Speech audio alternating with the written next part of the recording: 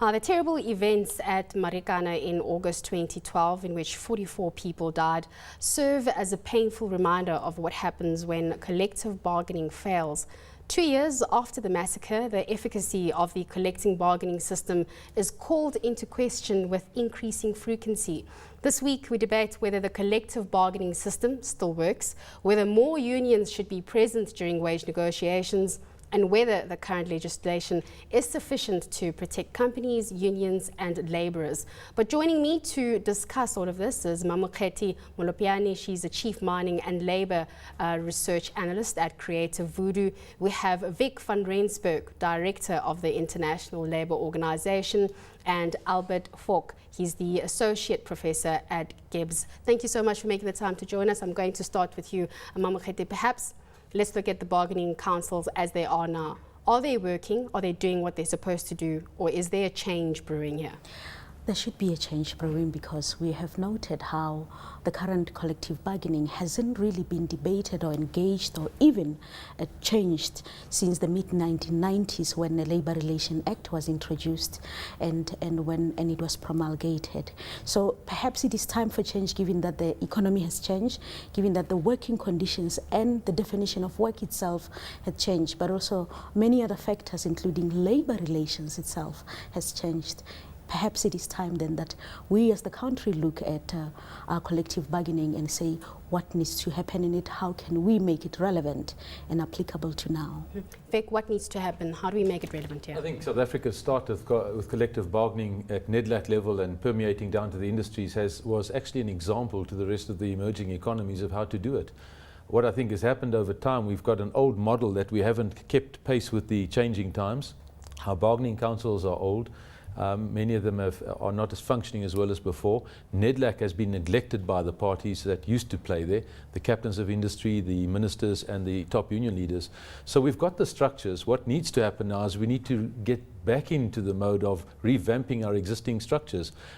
There's no other way to go. Collective bargaining is here to stay, particularly in a country with such a large social deficit as us. You can't go the way of the first world, where you run around the periphery of dealing with unions. Professor Wocke, I renamed you there, but bargaining councils, Vic says they are here to stay. Are you in agreement? Yes, absolutely. They've got such a history behind them. And look at them a bit beyond salary negotiations. Look at them for managing basic conditions, basic rights of workers. I think they're a pretty good model. Where we're running into problems at the moment, and exactly as Vic is saying, is where you've got structures that are supposed to be feeding into the bargaining councils, the industrial bargaining councils. That's failing. The other problem you've got is that you've got union rivalry coming into play now. And so you've got established players who are in the bargaining councils, and you've got players from outside who are coming in, and that's causing a fair amount of tension. Similarly, you've got on the employer side, you've got bodies that represent big groups of employers, and you've got people saying that they're not representative. But going into the future, I think the big challenge is going to be facing is Numsa and unions like that are organizing according to value chains, which are going to require several bargaining councils to amalgamate if Numsa gets sufficient support to do that. While we're on this issue, we have been, I think the story of the week, or perhaps even the year, if we're looking at labour issues and trade unions, is the expulsion of Numsa from COSATU. Mamokgethi, perhaps what does this exactly mean? What does this mean for South Africa going forward? How are you reading this? Well, it means, I've heard comments that it would mean the end of COSATU. I'm saying it means the end of COSATU as it is known now. It does not necessarily mean that there won't be a federation, but also it means that there are far more issues that they are arguing about, not just about whether they are differing ideologically.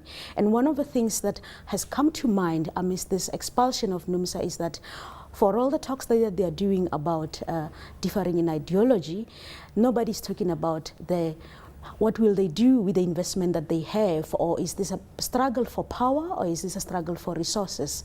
And so we haven't really focused on that, and that's an issue that I think it's at the center of what's really happening. Ideology might be the driving point of why the fight is starting, but it is a struggle for resources and a struggle for power as to who controls and who is seen as the leading union that controls COSATU.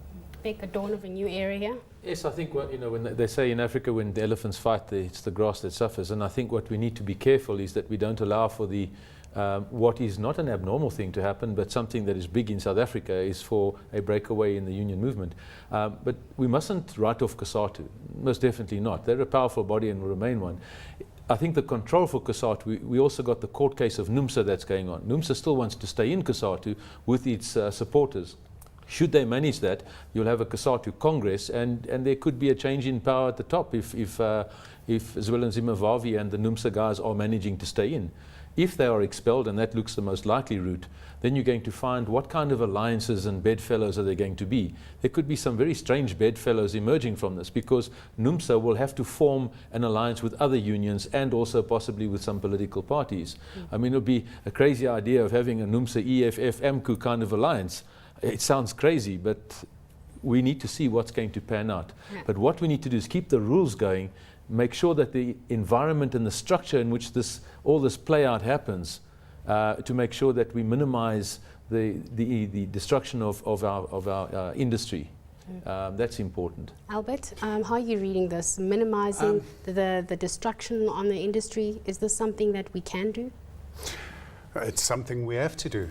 I'm reading it slightly differently. Numsa's this isn't a thing that started yesterday. It started December 2012 when Numsa took a decision that they're going to be organizing according to value chains. And if you look at the bigger picture of South Africa's labor market, unions have not been growing. So the only way you're going to grow as a trade union in South Africa is to poach or recruit other unions members. So the decision to organize according to a value chain means that Numsa is in petrol pump attendants, but now they're going upstream. They're going to start organizing, or in fact they have. We're seeing that they're getting recognition agreements all over the place in the chemical industry, as for instance. And then you control that industry, and that's got implications for the bargaining council. It's also got implications for political arrangements. I'm totally with Vic on that one, where Numsa has to engage, no matter if they're in COSATU or out of COSATU, they have to engage with a party to negotiate to get any of their objectives there. And I'm very optimistic. I'm saying that we finally are moving to a situation where we're going to have social partnerships. It's coming into place. We need a strong, independent labour movement to engage with business, to engage with government. My concern is business hasn't got a big and strong enough voices yet, and I hope we can sort that out. But also we must also take into consideration the fact that when Numsa decided to go and organize in those sectors that they were not necessarily organizing in, it was because workers were saying, we are feeling neglected, our unions are no longer paying attention to key issues that we are raising at workers. Our leaders have become business unionists, far removed from the day-to-day issues that we as workers are raising, and therefore we feel neglected. Then Numsa occupied that space, and therefore it speaks about the change within trade unions themselves as to is leadership suddenly moving away from speaking issues that are for workers, or is leadership has lost control of wanting to be a unionist. And the minute the workers realized that, they felt that we can then leave a union that we had already been in for many years, that we have felt had served us. We can go and join a sister union within the same federation because we are no longer being serviced. Final comment from you, Vic. Unfortunately, we have run out of time. I think what is important is that business cannot step back like they did in the Marikana issue and try and watch two unions fighting each other. Line managers have to be at the forefront of of this debate going forward, because that's how we're going to keep some sanity in this process about where the players eventually find their homes. But I think that within the unions, we've also seen the Metal Workers Union that's been launched now to counter the Numsa breakaway with its old leadership. Interesting to see how many people will follow that route.